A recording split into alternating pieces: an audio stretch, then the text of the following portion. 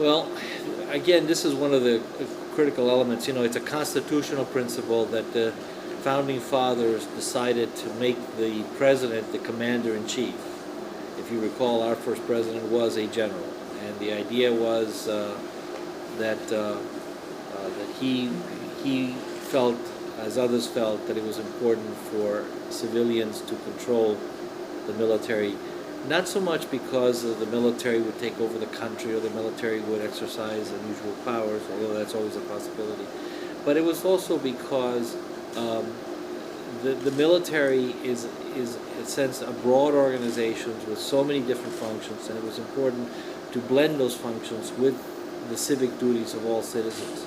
And so the commander-in-chief is the president, and because he is the commander-in-chief,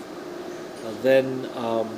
his appointees, the people that he names, the civilians he names, are his enablers to ensure that his ability to manage the armed forces, to direct the armed forces, to shape the armed forces is his, and not the purview of military officers who don't have that linkage directly back to the president, the commander-in-chief. So it is really about a management of our armed forces that the constitutional principle, in my view, was really set up. And I think it works. I think it really does work, because I think what you have is a great partnership of civilian leaders like myself with our military counterparts who offer us the best military advice, and we work together, we shape that advice into public policy,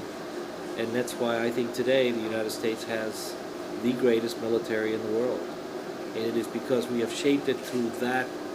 push and tug of military to civilian, and we have always insisted that it gets pushed in the direction of protecting our Constitution, protecting our freedoms. And so we try to export that around the world not by pushing it, but by demonstrating it every day.